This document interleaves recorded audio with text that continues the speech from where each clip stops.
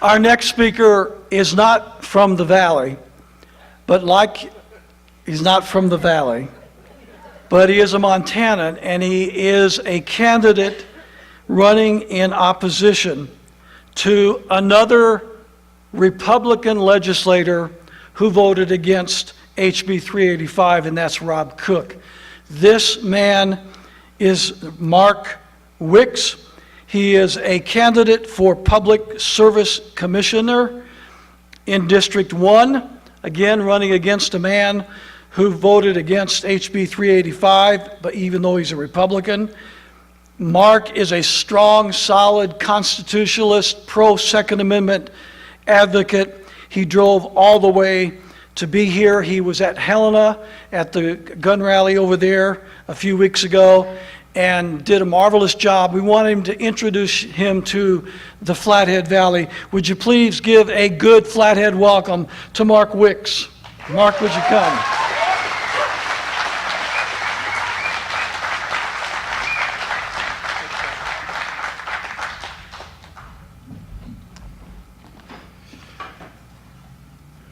It's great to be here. I'd like to point out that Rob Cook actually should be running in your district, but he knew he couldn't get elected here, so he carpet-bagged into mine. But he's pretty well connected, and I can really use your help to help defeat him. My son's back there with some flyers and donation envelopes. I'd sure appreciate it if you gave us a hand. Hunter, he's back there. He's not a talker, so he didn't want to talk tonight. But I'm really, really happy to be here with my fellow caretakers. That's right, I called you caretakers, because you take responsibility for yourself and the people around you to keep them safe. You keep other people safe from violence. The media would have America think that gun owners don't care about anybody except themselves, and that is just not true. Many of us openly cried when we saw the school shooting in Florida. It breaks our hearts. And probably the first thing that went through your mind when you heard about it was, I wish I was there and could have stopped it. That's who we are. We're caretakers.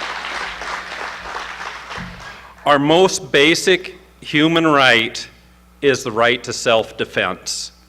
Our founding fathers understood this, because without the right to self-defense, we can't keep anything we have. It can all be taken away in a heartbeat.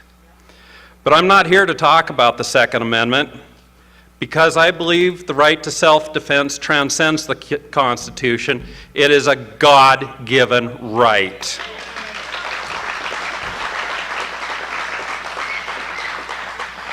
No government on earth should ever infringe upon our right to defend ourselves.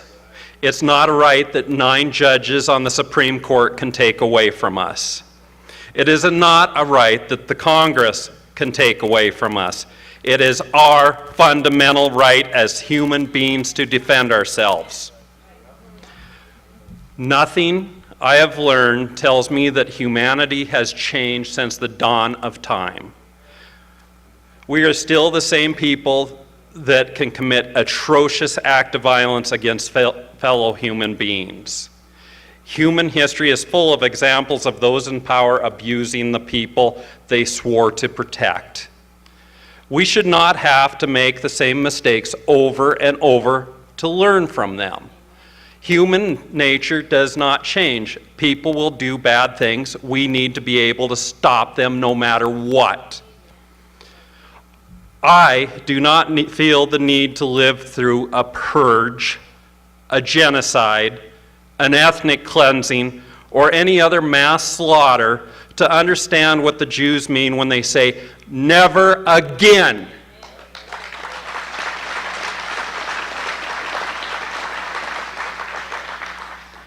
If we are vigilant, it should never happen here, because we have the right to self-defense, and we have, at the minimum, the ability to stop our government before it gets out of control.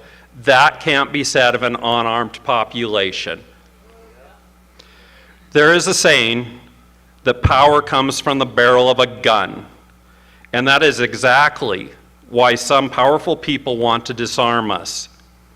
You didn't think all those buses and organizing for the anti-gun march on Washington was planned by some teenagers, did you? You can bet it wasn't. There was some pretty powerful figures involved in that. We can resist whatever good intentions they intend to ram down our throats because we're armed.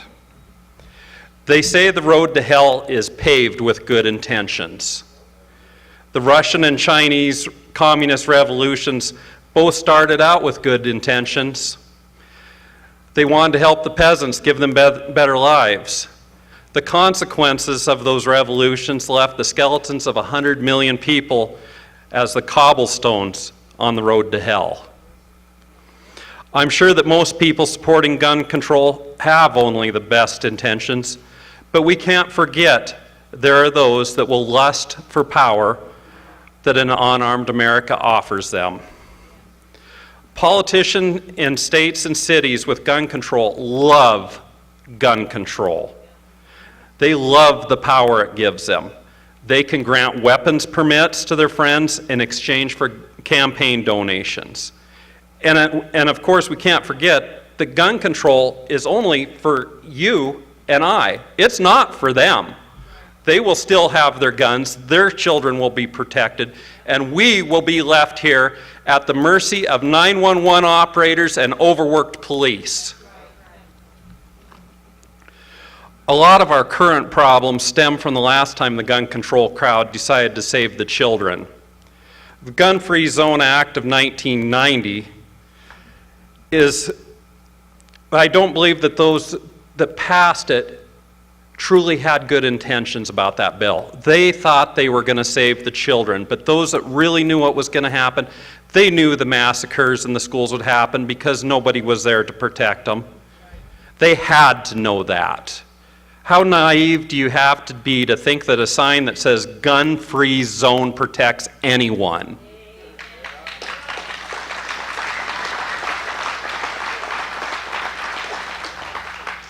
No matter what their intentions were, this is the result. Our children are corralled in gun-free zones where monsters can kill them without the fear of anyone acting in self-defense. They have been herded into kill zones for political correctness. The resulting shootings have led us directly to this moment. Now the left has another good idea to fix the last bad idea. And when it doesn't work, they'll have another good idea that won't work. And our rights erode away one by one as they try their naive and foolish fixes. Let us imagine that every firearm in the world magically disappeared. Poof! Would we be safe? Of course not. We only have to look at prison to see how society works without weapons. The strong prey on the weak try to survive at any cost. In fact, if it is absolute safety you crave, I suggest solitary confinement. I think that'd be the safest place. Nobody can get you there.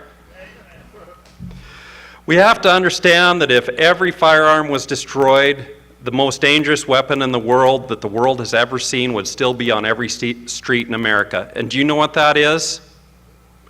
The human mind.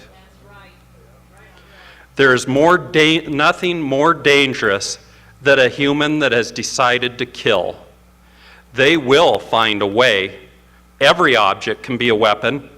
We've seen it over and over. It doesn't matter if they use guns, knives, trucks, cars, bombs. They like acid over in England. Let me tell you about the real consequences of simple-minded solutions to complex problems. My nephew was a vibrant young man, very fit, good-sized kid, worked hard, played hard, but even the strongest man is no match for multiple attackers. My nephew was out riding his bike on a sunny afternoon in Aubrey, Australia. You know, gun-free, safe Australia. As he rode past a park, a group of teens called him names. And like most Montana kids, he didn't like that, so he stopped and told him what he thought about being called a name. It was broad daylight in a residential neighborhood, houses up and down the street either side, people out barbecuing, having a good time. He was attacked by those teens, knocked off his bike, and beaten to the ground. There was 8 of them beating on him, girls and boys. Not content to simply teach the Yank a lesson by just knocking him down, one of them got creative, pulled his bicycle chain off his bike, and whipped him with it. Left him in a comatose and missing his eye. You imagine what it was like for his mother to fly from Montana to see her son in Australia in a coma. He did survive, but it doesn't stop there. He got out of the hospital, recovered, went back to his neighborhood and was walking down the street, and the man started chasing him and screaming at him. Said he was going to kill him. It was the father of one of the children that had beat him up, and the father was mad that he was in jail. All he could do, since he was defenseless, was go home, close the door behind him, and brace him against and hope the door couldn't be kicked in, dial 911, wait for help. The cops did get there in time to save his life, but he'd never been so scared in his life, and he said this would never happen in Montana. We can't let it happen here.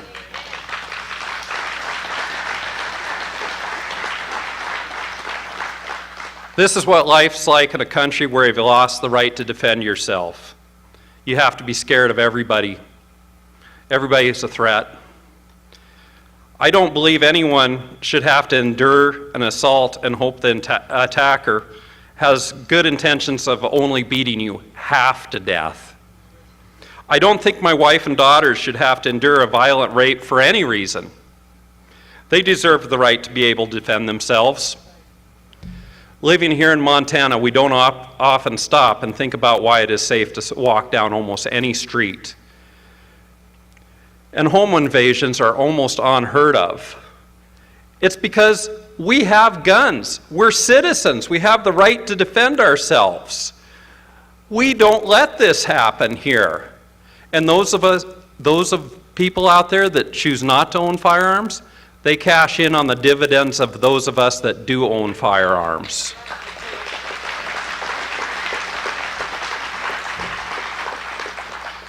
Think of your house. You probably locked it when you left today, but locks only keep honest people from being tempted beyond their endurance. If someone wants into your house, they will get in. Owning firearms is the same basic concept. It keeps criminals from being all they can be. But we've read the gun grabber playbook. They will start with our semi-autos, and then our handguns, and then our scoped hunting rifles that somehow magically became sniper rifles. At the end of the gun grabber crusade, we'll be left with some single-shot rifles locked in a safe with our ammunition locked someplace else, but they will still tell us we have our Second Amendment rights because we can still own that pitiful gun. Don't believe them for a second. They're coming for every gun you have, and if they can get that last single shot, they'll go for the knives. That's what they're doing in England right now. But newsflash, we are not going to play their game.